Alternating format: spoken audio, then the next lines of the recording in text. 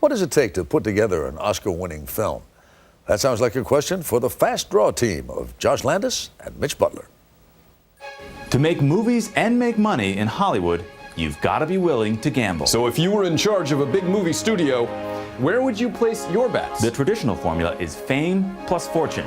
Hire a big-name star, spend lots on production, and hit the jackpot. How about Will Smith, Goldie Hawn, Robin Williams, Matthew McConaughey, Angelina Jolie? Some of the biggest names in the business, and they've starred in some of the biggest flops in the business. These guys starred in movies that lost more than $300 million.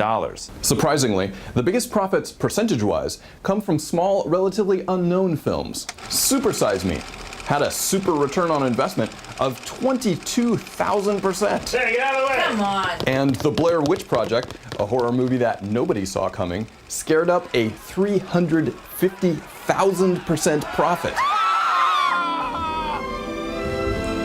And this year's Oscar nominee that scored with this strategy?